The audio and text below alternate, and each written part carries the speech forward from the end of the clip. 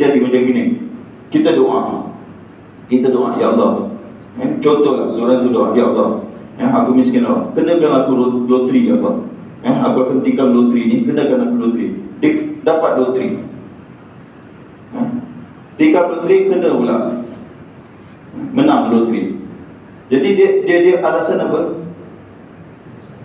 Ini dengan izin Allah. Aku minta kepada Allah, Allah bagi. Dia minta apa? Dia minta kepada Allah, Allah bagi. Dia minta Allah restu ke tak ni? Allah izin ke tidak? Allah suka ke tak suka ni? Allah reda ke tak reda? Akal, ikut, jangan cakap Al-Quran je pakai akal tuan-tuan aja. Reda ke tak reda? Reda lah. Allah betul juga. Kalau Allah tak reda, kenapa Allah bagi? Itu kalau ikut akal kan? Betul lah, reda lah. Dia macam anak, dia minta-minta gitu, bapak bagi, okey lah, pergilah, kena itu. Bapak aku reda lah, restu lah. Dia semua fikir pakai akal. Jadi tak. Allah SWT, iradah Allah ada dua di sini, iradah dengan keridaan. Iradah adalah kehendak Allah SWT. Kehendak Allah SWT, iradah Allah SWT. Iradah Allah SWT, kehendak Allah bagi pada dua, iradah kauniyah dengan iradah syari'iyah. Kehendak Allah SWT, kehendak Allah yang kauniyah ni, apa yang terjadi ni semua dengan kehendak Allah. Dengan kehendak Allah atau bukan dengan kehendak Allah?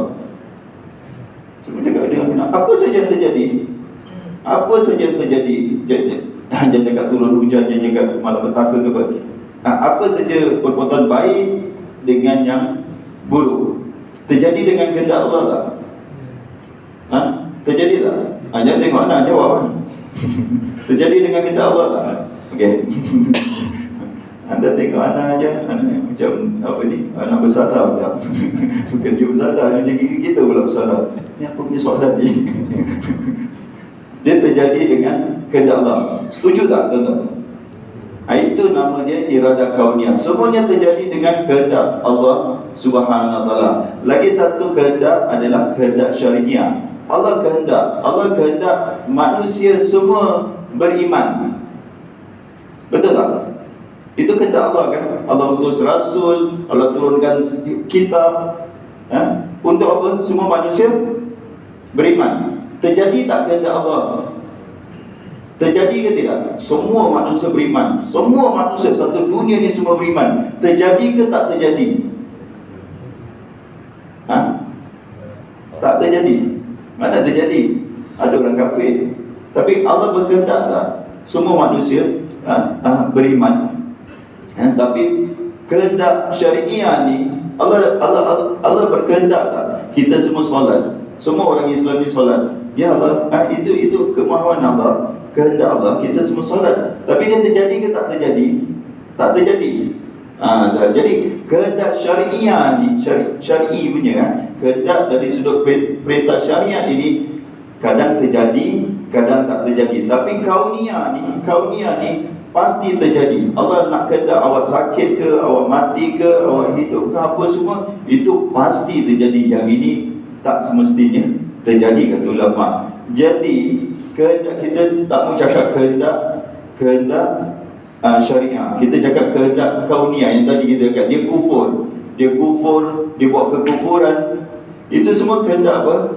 Kehendak kauniyah Allah Subhanahu Wa Taala. Dah takdir dia akan kufur. Kehendak kauniyah ni tak semestinya Allah redha.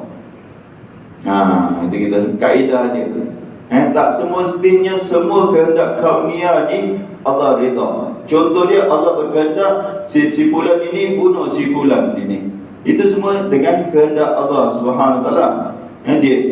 Allah bukan kehendak Allah. Allah berkehendak perkara itu terjadi.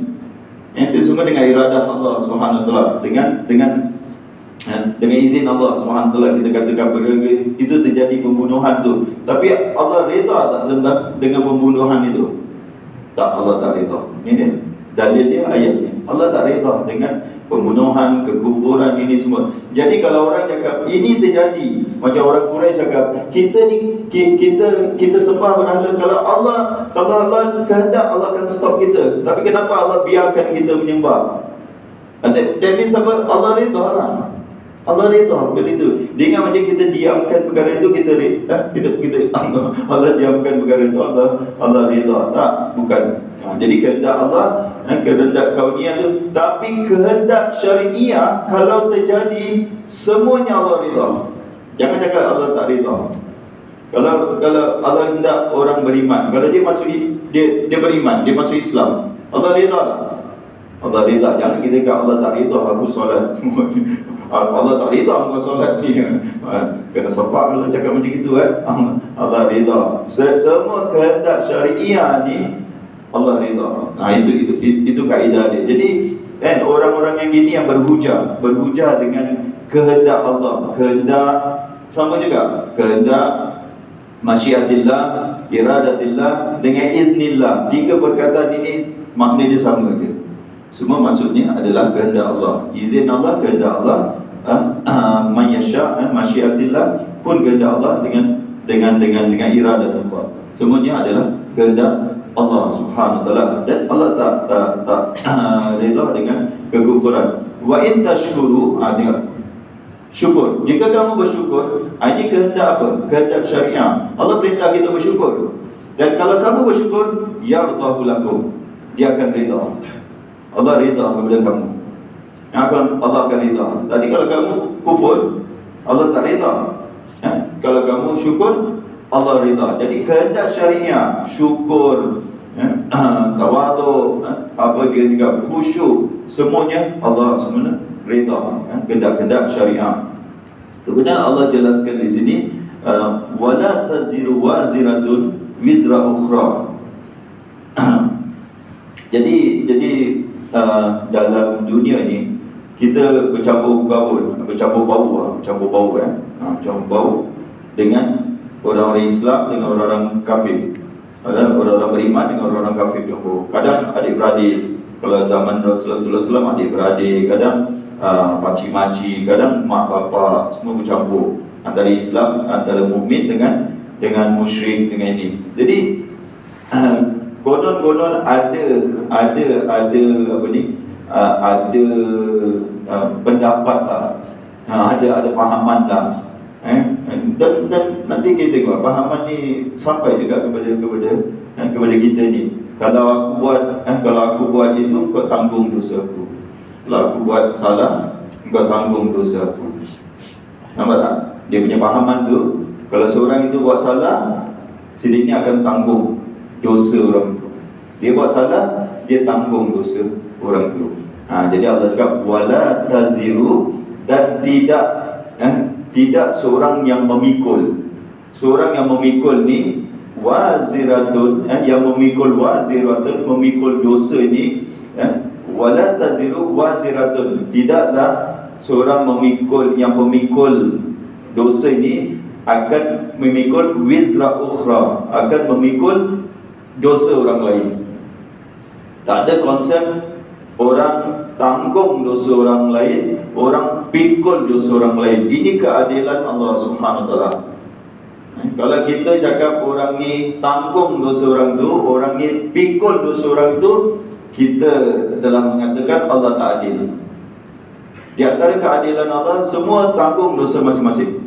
Awak anak-beranak ke, adik-beradik ke, dalam satu keluarga, semua tanggung dosa masing-masing.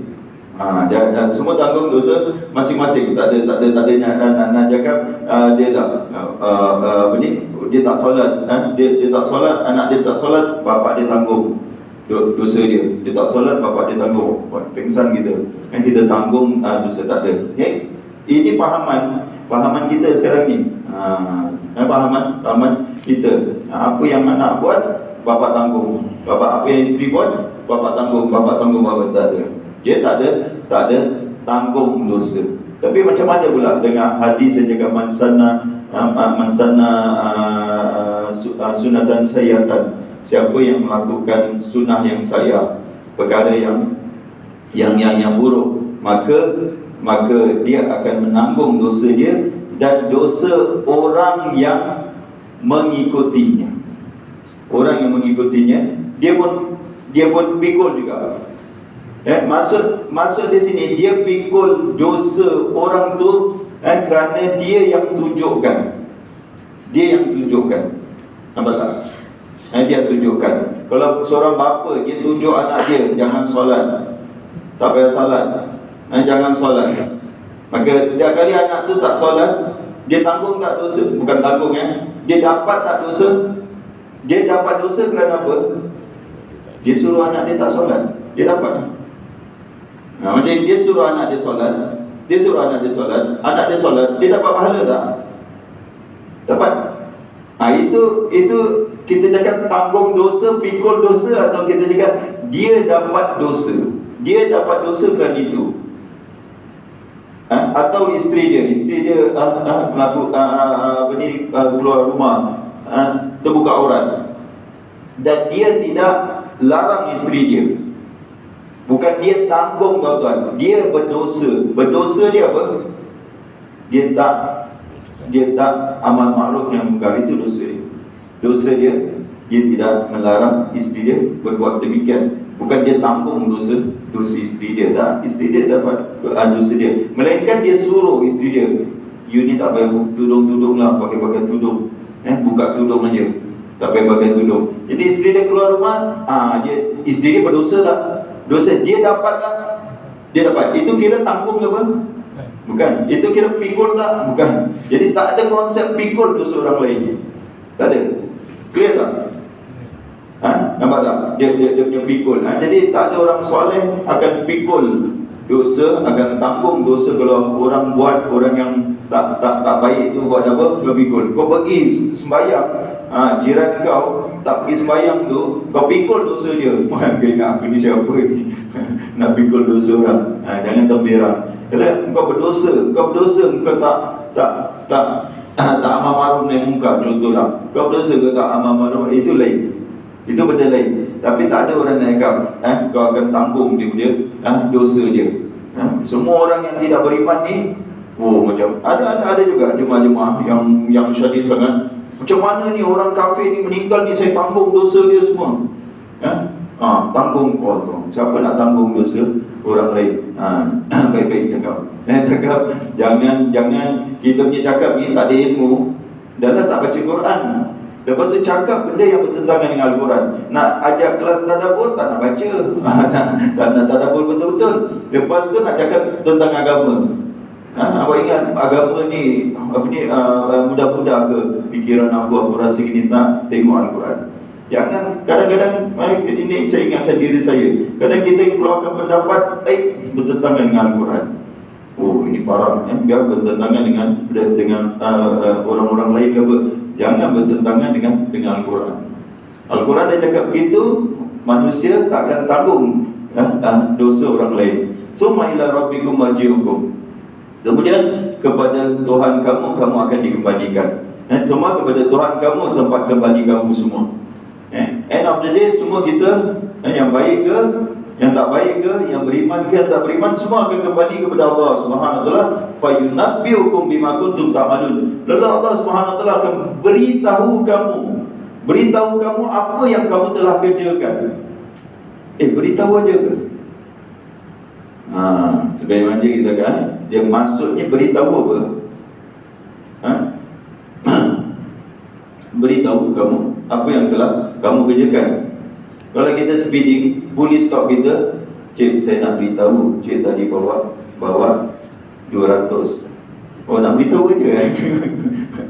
Terima kasih nak beritahu aja. Nak beritahu ke tuan? Nak kena saman tu kalau beritahu. Jadi bila Allah beritahu kepada kita perkara yang buruk, kita akan diseksa. Bila Allah beritahu kita perkara yang baik kita buat, kita akan diberi pahala. Kita akan seorang itu kalau Allah beritahu awak buat, melainkan ada orang yang Allah beritahu dia mengaku, lepas tu Allah cakap sebagaimana ini hadis Najwa, sebagaimana aku menutup dosa kamu di dunia, pada hari ini aku mengampuni kamu. Allah beritahu dia, tapi Allah mengampuni dia. Kita mohon kita termasuk di kalangan mereka yang diberitahu dosa dan diampunkan dosa kita. Kadang Jadi Allah akan beritahu kamu apa yang kamu semua lakukan. Innahu alimun bidzatis sudur. Ini ayat yang powerful sekali. Sesungguhnya dia maha mengetahui, alim bidzatis sudur. Bidzatis sudur akan segala isi hati yang tergantung di dalam dada. Kita cakap apa dalam hati? Apa dalam hati? Apa dalam hati kita? Apa amalan hati? Satu, niat. Niat, innamal a'malu binniat. Amalan itu dengan niat. Niat terletak di mana? Di dalam hati. Niat. Kita niat. Kita niat. Kalau kita dicuit, kita sedang solat, orang cuit kita, kita nak, kita niat apa? Tukar niat lah. Niat apa? Jadi imam.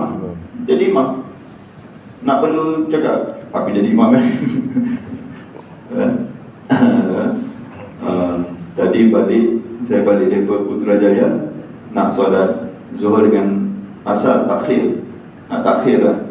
Jadi ada satu jemaah dengan anak saya, satu jemaah ni dia dua-dua jaga, saya akan solat dua-dua. Saya cakap dua-dua je. Apa ni? Zuhur ke asar dia kata. Solat. Awak niat sendirilah. Awak nak niat Zuhur ke asar ke, itu awak niat sendiri. Niat sendiri awak Zuhur ke. Kalau kita berlainan niat, imam niat Zuhur 2 rakaat, kita niat asar 2 rakaat, sah tak tuan-tuan? Tak ada. Kita berlainan niat pun, imam solat tarawih, awak solat fardu pun tak ada apa-apa. Jadi itu sikitlah masalah niat. Jadi yang terkandung di dalam dada ni, hati ni adalah niat. Ini yang paling penting sekali. Lepas tu apa? I'tiqad. Yaumatu balas sarair. Artinya pada hari itu akan terbongkar segala i'tiqad. Di dalam hati seorang itu ada i'tiqad. Kita tak tahu. Saya tengok tuan-tuan semua, apa ni dia punya akidah ni? Diorang punya akidah apa ni? Kita tak tahu. Apa tuan-tuan punya akidah? Mana tahu? Kita tak tahu. Dia punya i'tiqad dia. Melainkan kita berbual dengan dia. Oh ni susah sikit. Melainkan dia luahkan dia punya i'tiqad dia. Ada seorang kawan jaga, aku bawa balik daripada Indonesia ni. Aku nak cakap dengan kau. Dia cakap dengan aku jumpa seorang ni, dia cakap umur dia 350 tahun. Cakap 350 tahun. Dia kata dia dah lama mati. Dia masuk dalam budak ni, badan ni. Jadi kita tahulah i'tiqad dia apa. kita tahu ini i'tiqad roh masuk inkarnasi punya i'tiqad ni kan. I'tiqad roh boleh masuk bila dah mati, dia akan masuk ke dalam jasad orang lain ini semua. Kita tahulah. Kalau dia cakap bergaduh lagi nanti merepek akan dia cakap gini semua. Dia cakap serius tuan-tuan. Macam betul dia percaya. Kalau tidak, takkan dia serius dengan saya. Aku dia jumpa seorang tu umur dia 350 tahun. Cakap tak mati-mati. Oh, Masya Allah. Jadi kita dah tahu i'tiqad dia. Kadang dia cakap dengan kita, baru kita tahu. Ada jemaah-jemaah kita keluar je, berbual dengan dia, dia keluarkan dia punya i'tiqad dia. Jadi kita tahu. Tapi ala kulli hal kita tak tahu i'tiqad seorang itu. I'tiqad iman, kufur, syirik apa, kita tak tahu. Ini perkara, jadi ini perkara kita cakap perkara batin. Di akhirat baru. Jadi poin yang saya nak cakap, Allah bila dia melihat seseorang itu, dia akan melihat kepada mana? Dia satu benda yang batin, benda yang dalaman di dalam hati. Lagi satu adalah benda yang luaran. Luaran yang kita nampak. Tadi ada solat semua orang nampak dia solat, dia solat sunat, dia solat ini, dia solat ini, Lagi satu adalah benda yang luaran. Kita semua buat, kita puasa, kita apa semua, kita pergi haji ke apa. Jadi amalan yang luaran. Jadi kita nak tanya, Allah SWT bila hisab seseorang itu, hitung seseorang itu, Allah hitung luaran dia ke dalaman dia? Dalaman. Kita di dunia, kita hisab seseorang, kita menghitung seorang itu dalaman ke luaran? Luaran. Sebab itu Rasulullah SAW terima orang munafik sebagai masyarakat Madinah. Rasulullah tak bunuh mereka. Mereka tu kafir. Mereka tu ada rancangan buruk untuk membunuh Rasulullah SAW. Rasulullah ketua munafik Abdullah bin Ubay, Rasulullah SAW. Rasulullah bermuamalah dengan mereka ikut zahir saja. Zahir mereka ni orang Islam. Rasulullah tak hisab mereka, tak hitung mereka dalaman bila di akhirat. Di akhirat Allah akan hisab kita dalaman kita.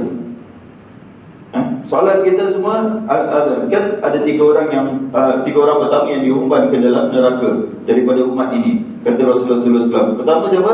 Mujahid, seorang mujahid. Ini tuan-tuan dah dengar hadis ni banyak kali. Seorang mujahid. Yang kedua orang alim, orang yang mengajar Al-Quran, orang alim.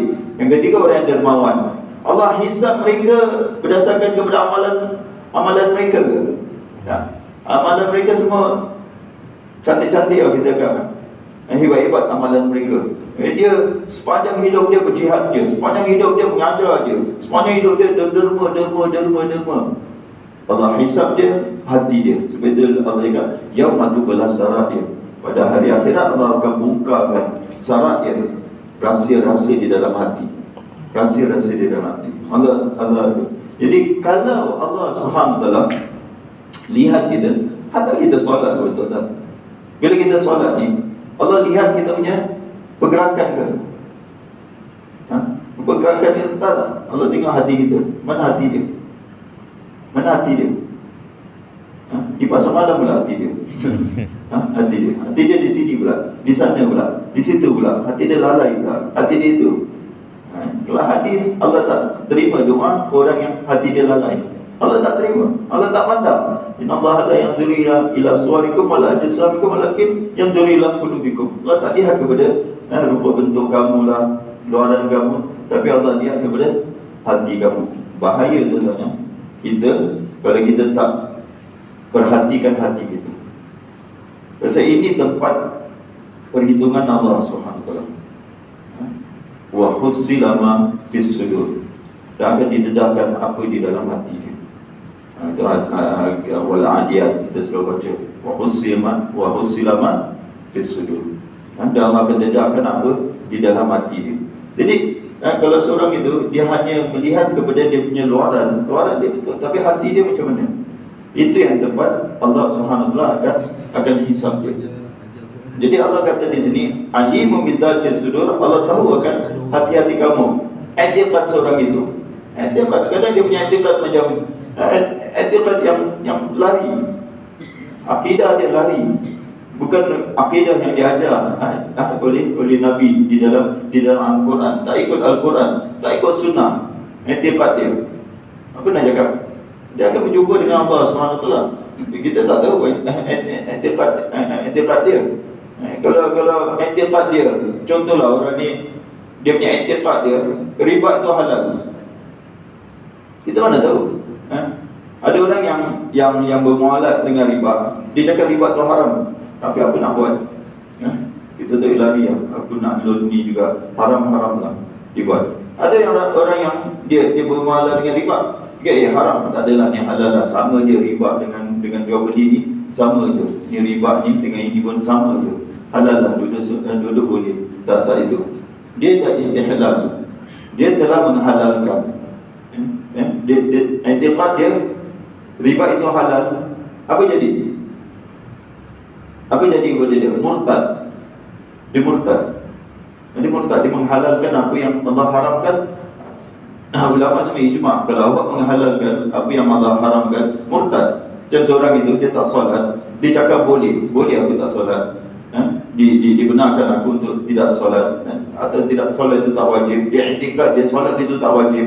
Kata dia wajib. Apa hukum dia? Murtad. Yang sini ni dia tak solat juga, tapi dia kan malas dia tak murtad lah. Jadi yang ini hati i'tikad dia habis. Yang di dunia je murtad. Bila dah murtad, dia dah syirik, dia dah nifaq. Segala niat-niat dia, atau dia syirik besar ke syirik kecil, segala benda tu dalam hati. Jangan kita pandang remeh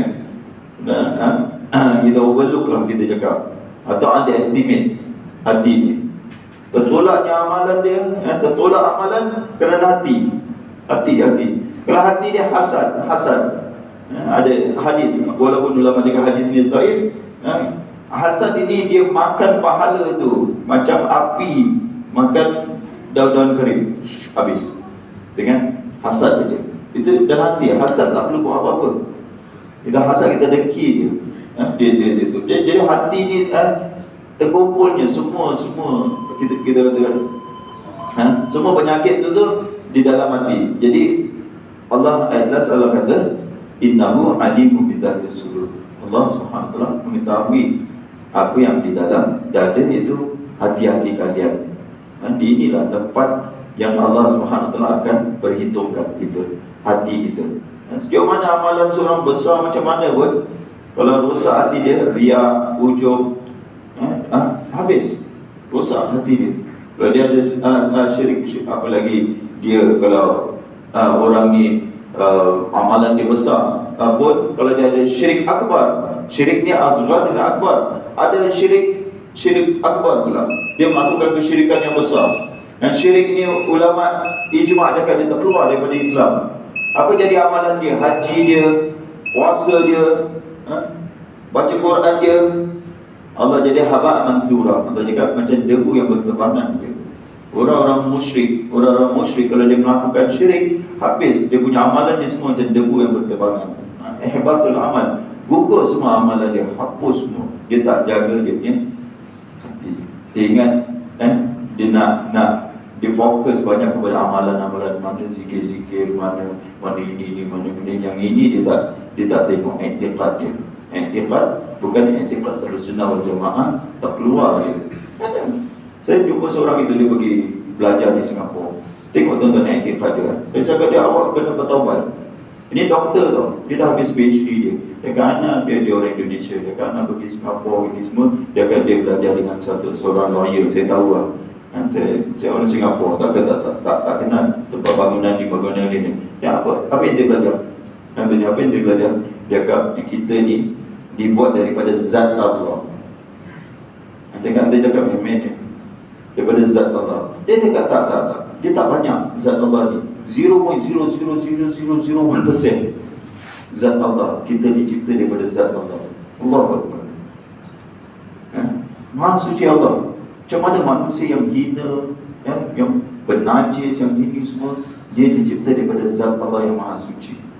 Tengok i'tiqad dia. Kalau dia mati macam kita, habis betul. Habis. Dia beriman. Jika dia bertaubat dan sekarang ni, saya terus terang dia kata bertaubat, jangan main-main je ni perkara ni. Nanti belajar tak tahu. Itu belajar. Orang ada kelas-kelas yang dia iktiraf, UTM ada banyak bicara-bicara pengajian Islam. Anda belajar dengan orang yang kita nak cakap lawyer pula, yang ajar ma'rifat, ajar hakikat, yang ajar ini semua, rosak terus. Rosak. Tuan-tuan, kita tak tahu. Sebab itu, sekali lagi saya kata, yang kita tak tahu apa yang ada di dalam hati seseorang itu, i'tiqad dia. Macam mana? Kalau nak tahu, kena tanya. Betul tak i'tiqad? Tuan-tuan, kena tanya. Betul, macam tajwid. Kalau kita nak tahu tajwid kita betul ke salah, kita talaqi ya. Kita kena tajwid dia. Ustaz, saya i'tiqad macam ini, saya i'tiqadnya betul ke salah Ustaz? Macam i'tiqad, kena tanya. Kena minta fatwa, i'tiqad. Tuan-tuan mungkin ada lah i'tiqad yang yang pelik-pelik punya, kena tanya. Yang ni i'tiqad ni orang lain tak tahu, aku je. Kita kata jemaah ni pelik sikit. Ini Ustaz, ini saya je yang tahu ni. Ini saya dapat dari orang. Kalau dia kata saya dapat daripada guru ni, saya dapat ini semua. Ini semua kena verify dulu. Betul atau tidak i'tiqad itu. Betul ke tidak? Jangan menyesal, tuan-tuan. Salah i'tiqad menyesal dunia akhirat. Salah pilih gunting rambut, sebulan aja tuan-tuan menyesal. Salah pilih isteri, menyesal seumur hidup aja. Salah pilih i'tiqad, menyesal di dunia wal akhirat. Akhirat habis terus masuk neraka selama-lamanya. Kalau i'tiqad tu i'tiqad yang syirik, i'tiqad yang bercanggah dengan Al-Quran, dengan sunnah. Itu satu ayat dia. Minggu depan kita akan sambung lagi ayat yang pasal banyak isu dalam satu ayat ini, macam-macam yang dibahaskan oleh ulama. Wallahu a'lam bishawab. Aku lupa dihadap. Astaghfirullah wa lakum. Assalamualaikum warahmatullahi wabarakatuh.